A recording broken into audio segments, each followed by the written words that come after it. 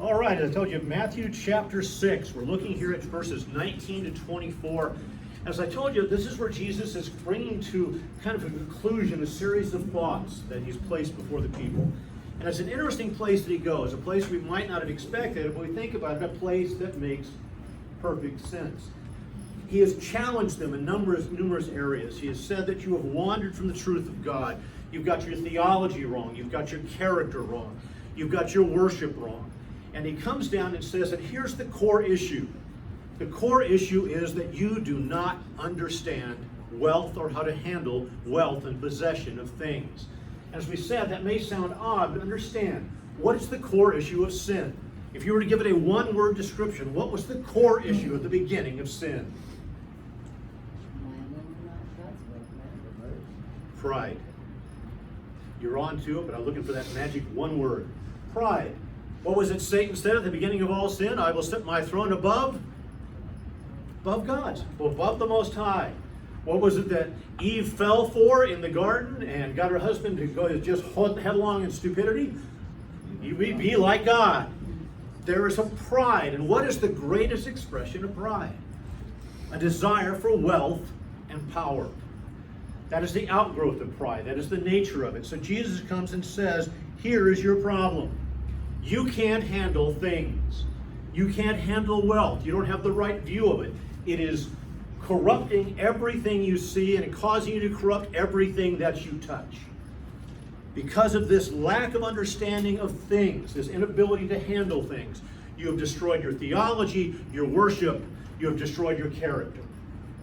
And so he brings them back and tries to make them have an understanding. And we started looking at that last week.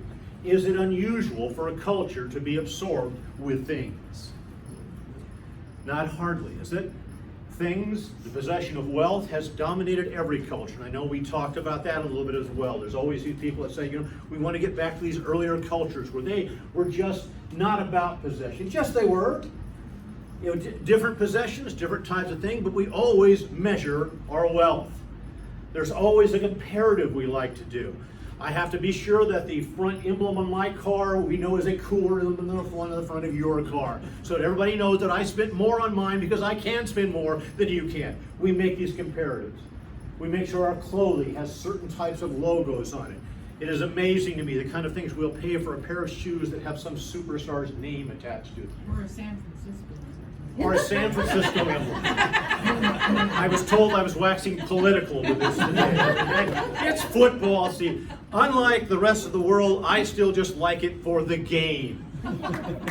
One of my favorite specials, now that you've got me off on a tangent, there was an old baseball special that was entitled When It Was a Game. And I always appreciated that look to an earlier time when it was all about just enjoying a game.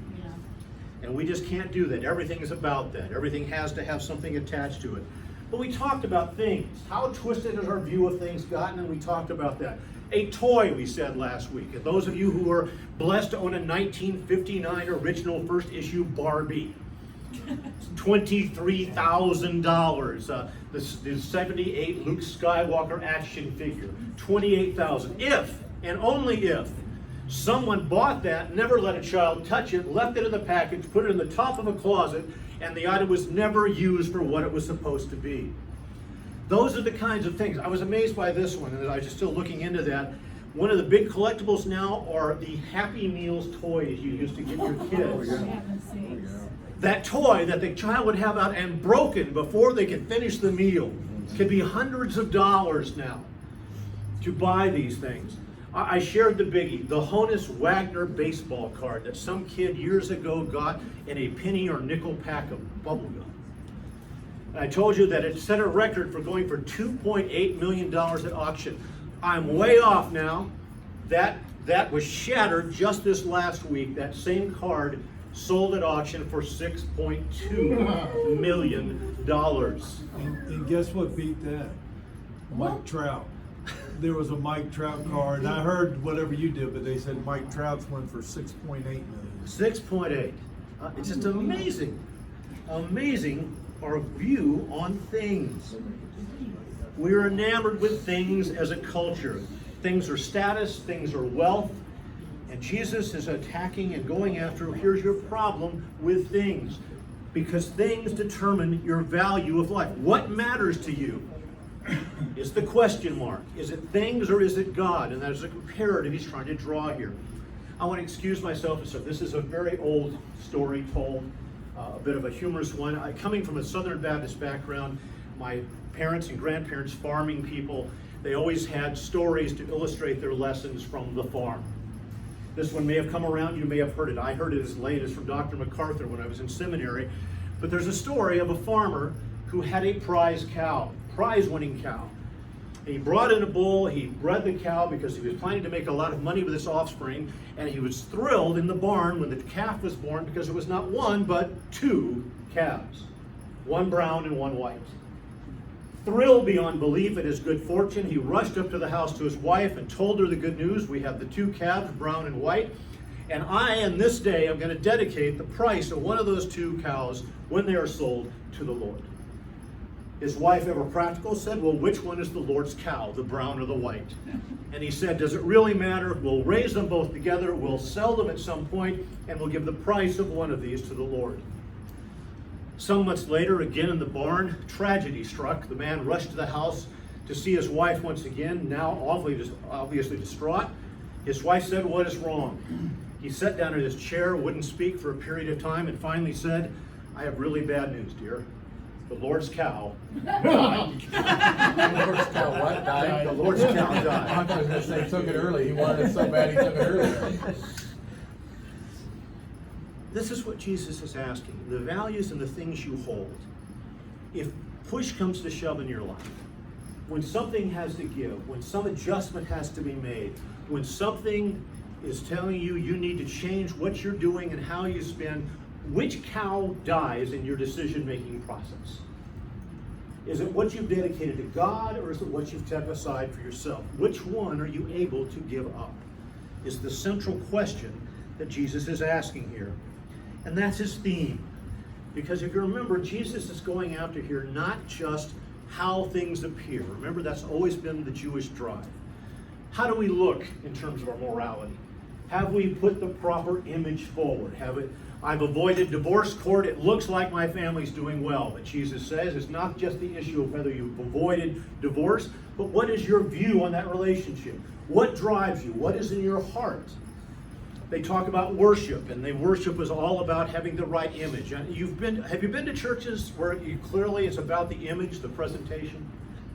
You've seen those, and you've come across those where it's the right lighting, the right setting, the perfect choir. I used to always love it when we gave the invitation.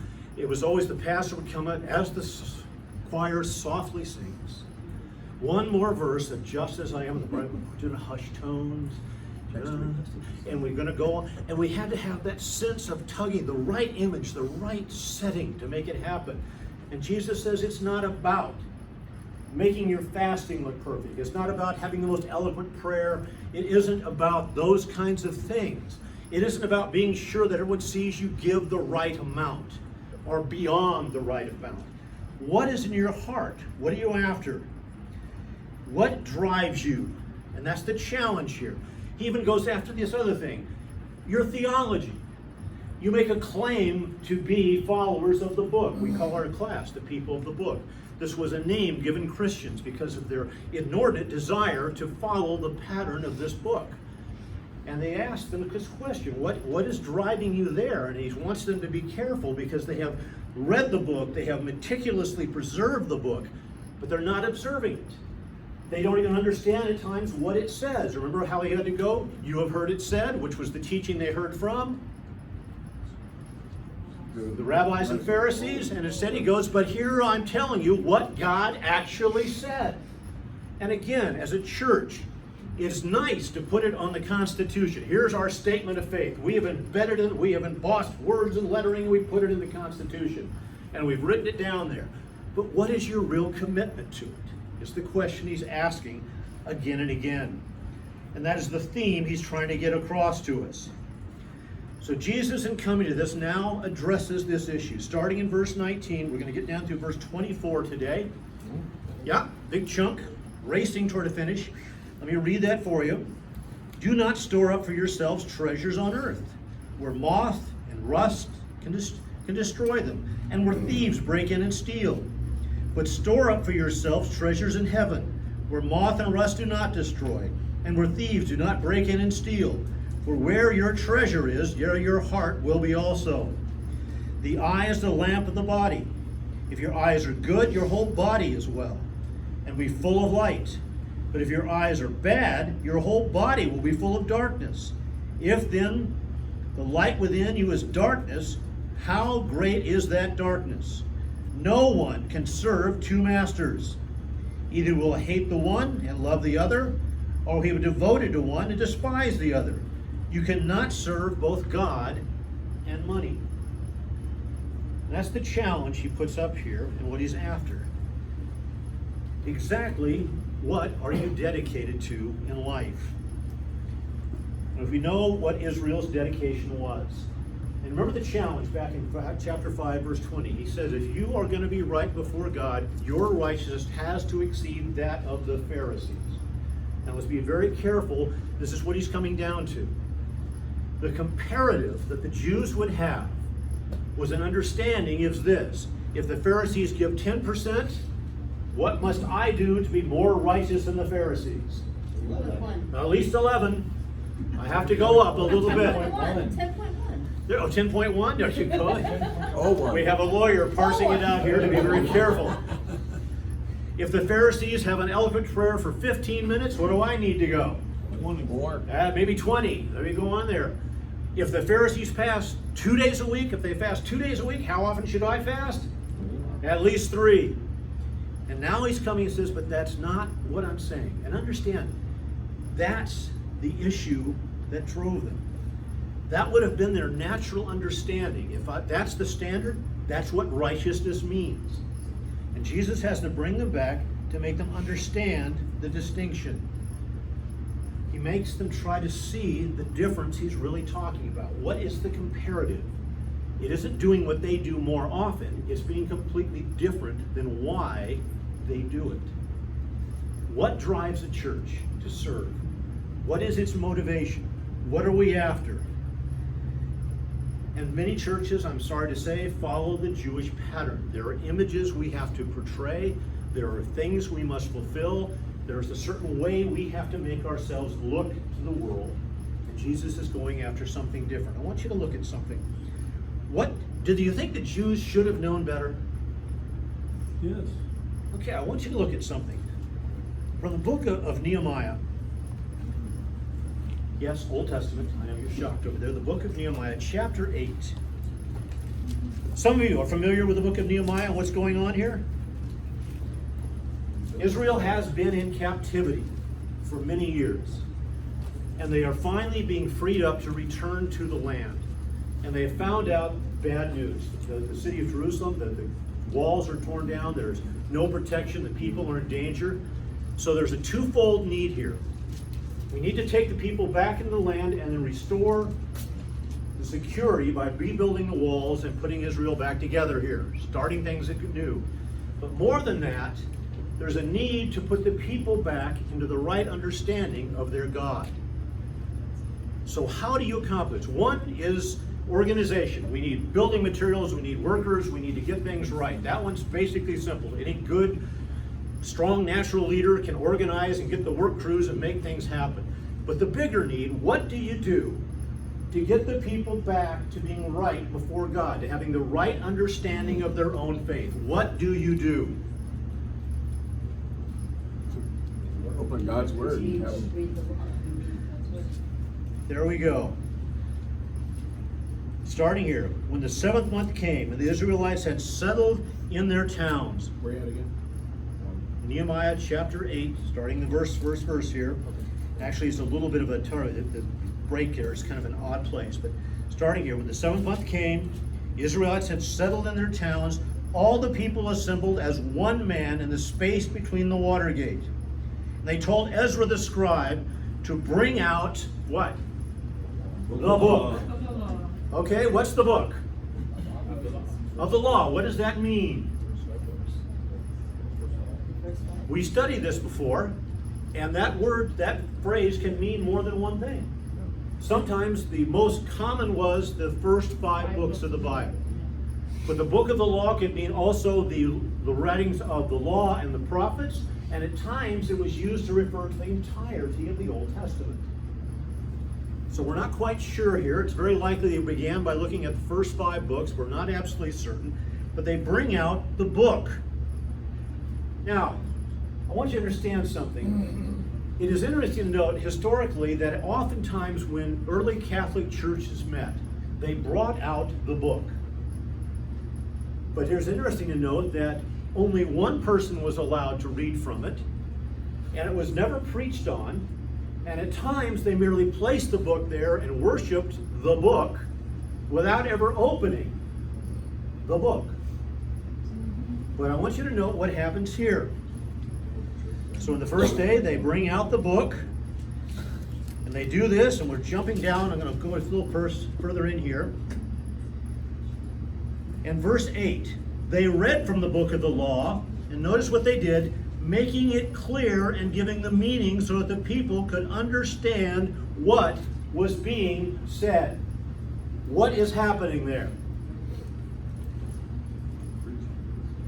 Teaching. It is called expositional preaching. They went through word by word and told the people, here's what God means by what he wrote. Let's take it apart. Let's look at it. They didn't give broad statements. They actually took the verses apart and said, let's find out exactly what God says. But Myron, can I just back up for a second? Fire away. Because in verse 5, it's a very important where it says, when they opened the book, the people stood. So this is a sense of authority, that the word is the word of authority. When you stand, to me, that's what that means. An aspect of respect, an attitude about that, it was very, very different. Yes. There was an interesting thing. The people stand and the teacher sat. That's the way the Russian Orthodox Church is today. Yeah. Is it really? Well, at least, yeah, I visited. People stood and the 2 hours, we stand there. Wow. Understand, and their thing is like we talk about, to take the chairman's seat, to take the judge's seat. That was when authority started. When the person sat down, this now said, we're serious. They're taking a position of authority and we should listen. The people stood, the teacher sat. But yes, the attitude was there. Now when they started doing this, I want you to note some things that changed. They got through and got this all together. Chapter 9, verses 1 and 2, they begin looking at this. Let me try to get this together here. And on the 24th day of the same month, the Israelites gathered together, fasting and wearing sackcloth and having dust in their heads. And those of Israel's descent had separated themselves from all foreigners, and they stood in their places and confessed their sins and the wickedness of their fathers. What was the first result of reading and explaining the contents of the book? They recognized they were sinners before God. What was the thing that was entirely missing in Jewish worship under the Pharisees at the time that Jesus came? Recognizing the fact that they're sinners. Because we had this legal rule book that we had written that may or may not have anything to do with the content of Scripture, and we put ourselves against that, and we had written it specifically because we can keep these laws, and we knew we couldn't keep the ones here in the real book. And these people came to that understanding, and it changed their lives. It changed everything about them. In verse 5, we start seeing praise. Down in verse 38, they make a promise. They're going to make a promise here, and everybody's going to sign into it. And those who sealed it, looking at verse 38 chapter, in view of all this, we are making a binding agreement, putting it in writing, and the leaders and the Levites and the priests are affixed these seals to it. The people made a commitment to what God had said, and they look at all the people, all the things that are listed here, on and on and on. The rest of the people and the priests, it says in verse 28, and the shopkeepers, the gatekeepers, the singers, the temple servants, and all who separated themselves from the neighboring peoples in the sake of the Lord came together with their wives and all their sons and daughters who were able to understand. You understand that? This was a commitment of people who did what? understood. They weren't baptizing children here. They weren't committing people that did not understand. All those who could understand what God said made a commitment. Now, what changed in their character from the time they did that? Jumping over to chapter 10, you see a whole list of all the people that did this. And I want you to start looking at verse 32, if I am correct on that. Yeah. We assume the responsibility for carrying out the commands to give 1/3 of a shekel each year to the service of the house of our God, for the bread set out of the tables, for the regular grain offerings and burnt offerings. Notice the change. They recognized they needed to deal with sin. They were going to praise God. And what's the very next thing? They committed and changed their attitude toward wealth. But it happened in a particular order. The people had to understand what God said. They had to recognize their sin before a gracious God. They had to recognize praise and honoring God. And then the first thing they did, and recognizing how do we honor God, we are going to commit our wealth to His service. And that was the process. The people were changed by understanding what God had said, and then their wealth came in. At no point was it ever a teaching that if I gave God my 10%, God then was happy with me. It was an understanding that God is happy with the person who recognizes their sin before God, who praises God, and then they gave, not to gain any favor from God. That had already been done. Why did they give? Out of their heart. They wanted to. We want to support. We recognize this makes sense. This is from Exodus 35:21. Their heart moved them to bring their offerings. 1 Chronicles 29:9. They gave with their whole heart to the Lord. Now, I want you to pause there for a second because we've covered this in class before. In the Bible, what does heart refer to? Our thinking. You understand that? The Jew felt where? Where was emotion seated in the Jewish thinking? In their belly. And doesn't that make sense? We even talk about it. I get butterflies because of nervousness. I feel sick to my stomach in fear.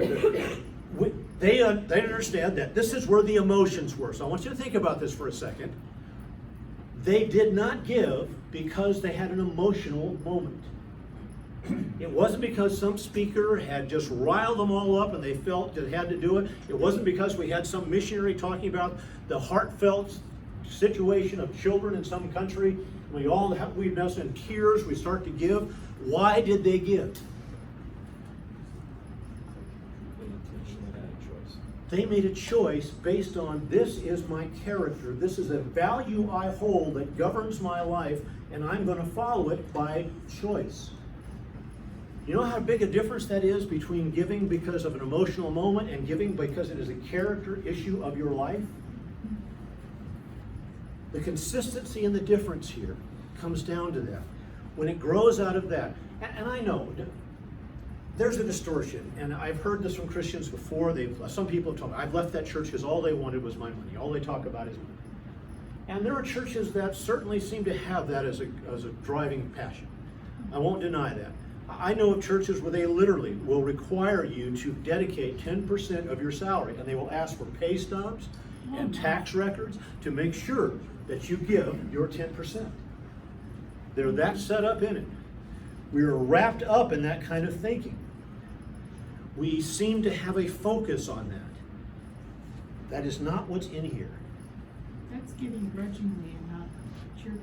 And that's going to come down to part we're going to look at here with this whole idea of the eyes. I want you to hold on to that because that illustration that Jesus talks about very much, the attitude we have and how we look at that. So Jesus is going to deal with that. He's going to go after the thinking. He's going to look at their values. And he's talking about changing how you view life. What drives you? He's going to make two comparisons 3 times. Comparison of 2 things I should show 3 times. He's going to talk about 2 treasures, 2 visions, and 2 masters. And I know these folding chairs are abysmal. I'm sorry you have to sit so long on these. My apologies. I know they're uncomfortable.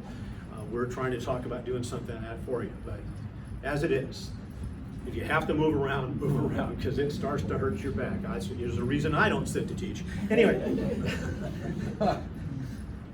2 treasuries, 2 visions, 2 masters. We started these 2 treasuries in verse 19. Do you remember that? Do not store up yourselves treasures on earth where moth and rust destroy and where thieves break in. 2 different types. You remember we talked about that word there for wealth is an interesting word, theorizo in the Greek, and the word, whether it's in passive or a different type, it's in the passive here. Remember we talked about that old Jewish saying, the old Jewish proverb, that the miser says that coins are round so they might be stacked, or I should say flat, that they might be stacked, and the spendthrift says they're round that they might roll. And in the passive sense, which one are we talking about? Stacking or rolling? Stacking. Stacking for what purpose?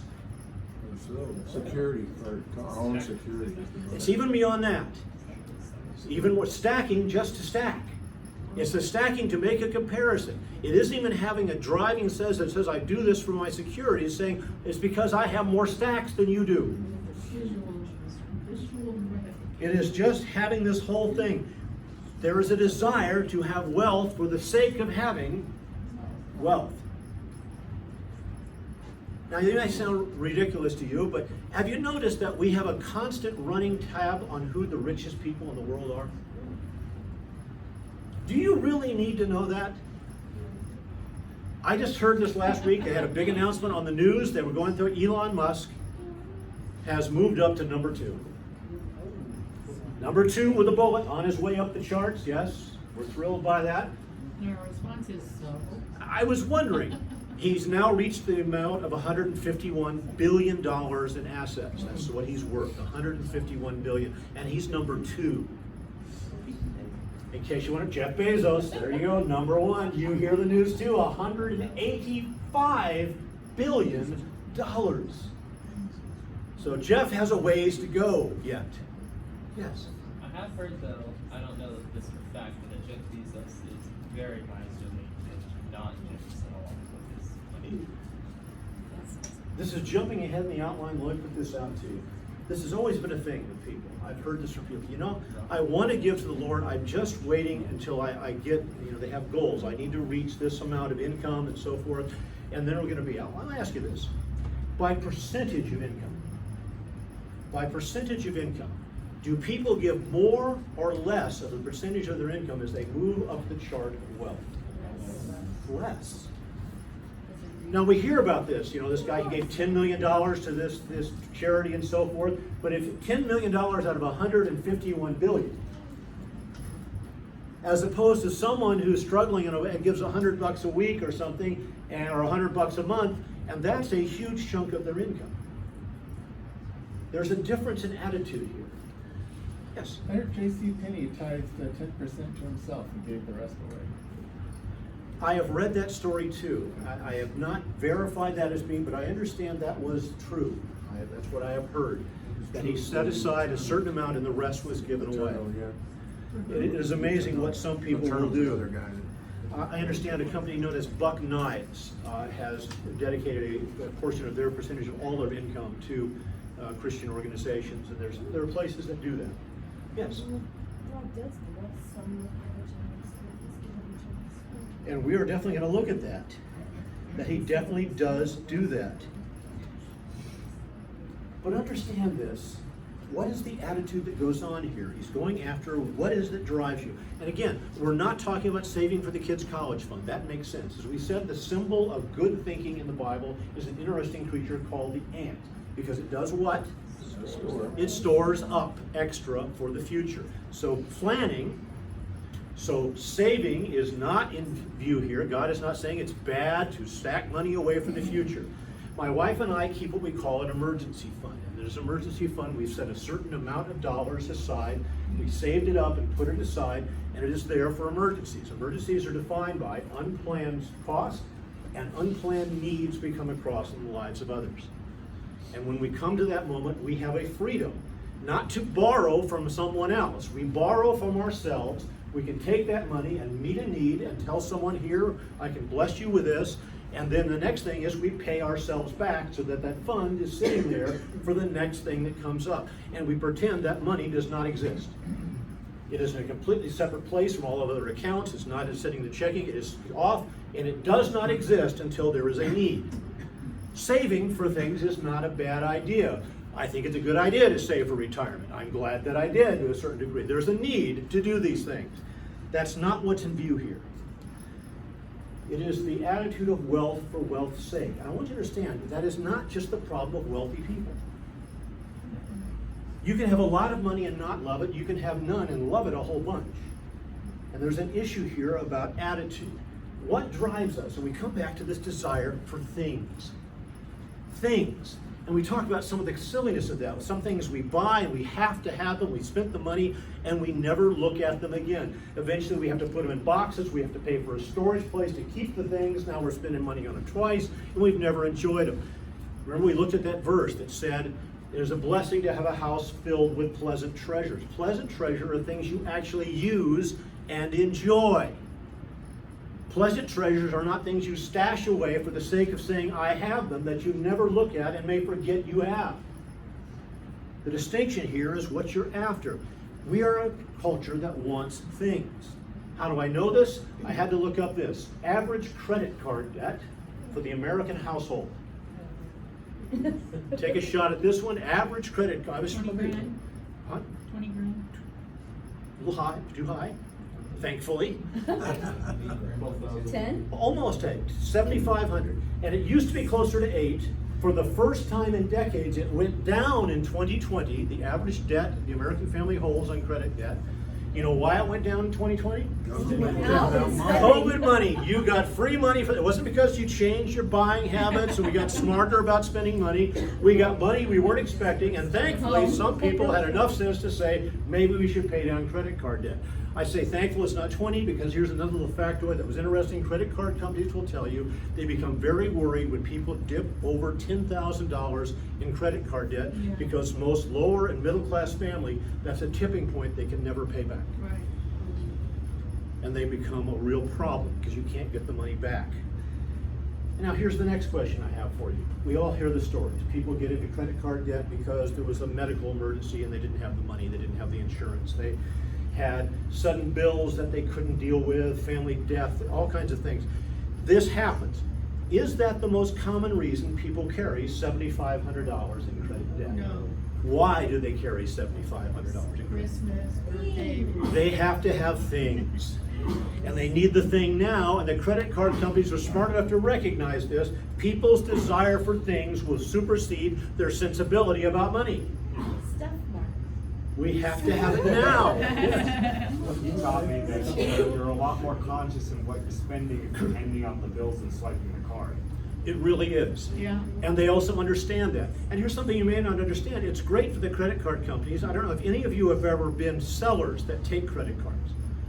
Here's something you may not know. Every time you swipe that card, the place where you've done business, they pay 3 to 4% of that sale, sometimes up to 5%, to the credit card company. So the credit card company gets it on the front end when you buy it from the seller, and on the back end when you carry a balance. They make money both places. That's why some companies say no credit card, you have to pay cash. Yeah, they don't want to pay that out of their profits. They charge you a fee. Or they will for charge using you an it. upcharge. Here's a fee to use your credit card. That's the reason. It costs them money. It's actually illegal to say. You have to say that we need the cash discount. Oh, okay. Yeah. Oh, is that what it is? That's why they would call it an upcharge. A convenience fee. That's another favor, but it's a convenience fee to use your credit card. That's an excellent one. I know the credit cards will tell you this. If you use our card, you're going to pile up airline mileage. You're going to get a free trip out of it. We're going to put money back into your account at the end. I'll tell you this. That can work if you're one of the few people who has the discipline to use the card and pay the amount every month. If you never carry a balance. But if you carry a balance at double-digit interest, let's face it, that bargain thing you got at $50 off is not a bargain in a few months. And people don't seem to understand this, nor do they understand the credit card is not in the business of giving you money back. They know that if they get you to use the card more, you're thinking, I got this check. I got $1,200 back from the credit card company. And you paid how much interest? And you look at these things. People want things. And we purchase them on credit because we have to have the things now. The Jews understood that they needed to manage money. They understood this because they had things that had been taught to them. Proverbs 3:9-10. Honor God with your wealth, with the first fruits of all your crops, and then your barns will be filled to overflowing, and your vats will brim over with new wine. Proverbs 11:24. One man gives freely, it gains even more. Another withholds unduly, but comes to poverty. Now, first off, this is not a promise by God that if you give him 10, he'll give you 100 back next month. It is saying this: when you set a priority, notice what it says. Remember what we saw in Nehemiah? They gave not of what they got overall, but of the first fruits. What was the first fruits? It was the best. It was also this. Often you would go out and test the field. And you would take a percentage from the crop each time to test it and see if it was ready for harvesting. And you brought in the first fruits. And the first fruits would often tell you, hey, we're going to get a big yield off of these different plots of land. And that was not guaranteed. That's what you thought you might get. But understand this, the beginning was, I will give out of the first that I get before I'm assured of getting the rest. I will commit that, and God is saying, here's the principle. No, I'm not going to give you $100 for every 10 you spend on me. He's saying this: if you commit yourself to me first, I'll take care of the needs and see to it that the rest of the crop comes in. That's what he said. There'll be enough, you'll get by, and I'll see to it that there's always enough so that you can continue to give. I'll see to it there's more than enough. This is not a guarantee of wealth in terms of having a ton of money. It's a guarantee of wealth of having at least enough to get by and extra to serve God. That's what he's talking about here.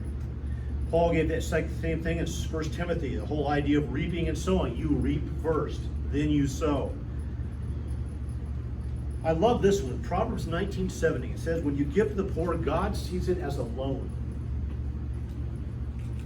Isn't that interesting? Well, why would God see it as a loan? Who's going to make good on that? God. God's not saying the poor person has to pay you back. He's saying, I make myself indebted to you when you are generous. Isn't it kind of cool to have God owe you one? What a great place to be. Who gave it to you in the first place? Yeah, and that's why he owes you one. Takes the attitude a little differently. But back to our passage here. I want you to notice here, he's now talking about wealth. You got to, where are you investing? That tells you your values. But he warns you about something. There are 3 types of wealth he's worried about here. I'm going to have to roll past this real fast. Notice he says this: do not store up where moth, rust, and can destroy, or that thieves can steal. 3 kinds of wealth common in the ancient world. 3 kinds of wealth. Clothing. People who had more clothing than they needed was a sign of wealth. Remember when Samson made a bet? And he said, here's the deal. If it works my way, you owe me 50 changes of clothes. You understand? That was like several years' wages for the average person. Clothing was not mass-produced. It was hard to come by. We're not in touch with that anymore. But having enough where you could sit back and go, what am I going to wear today? This was not a question commonly asked in Israel at the time. Yes? Well, Joseph gave Benjamin 5 times the amount of clothing he gave his other brothers. And that was an issue of wealth, and that really ticked everybody off. I got more than you did. Yeah.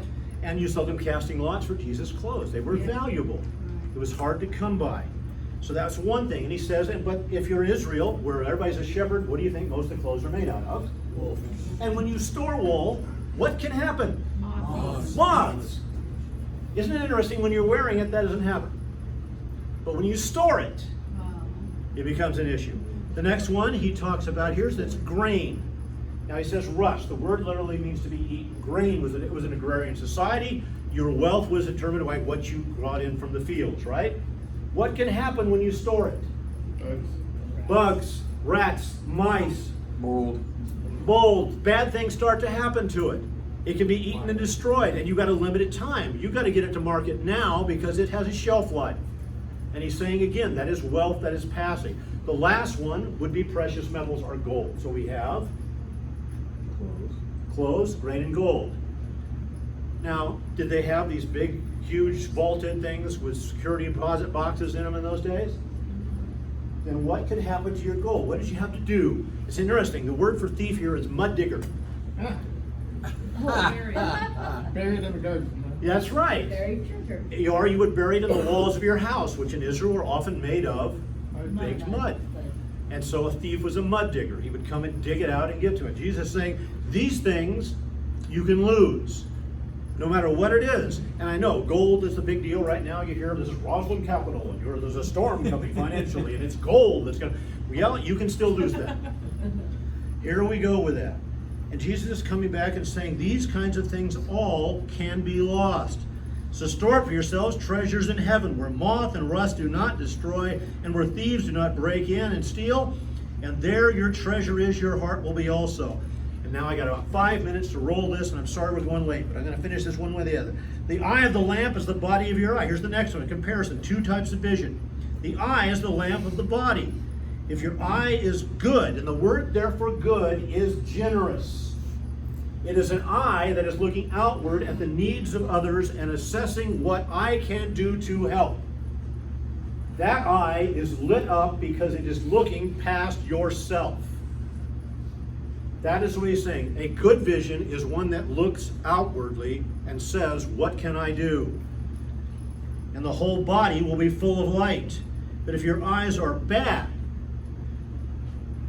the word there actually has to refer to a miser's or an attitude of, what's the best word that I can use for an attitude there? It does come down to stinginess. It is, you ever had someone look at you and give you something you knew from the look of their face, the last thing they wanted to do was give you that thing? Yeah.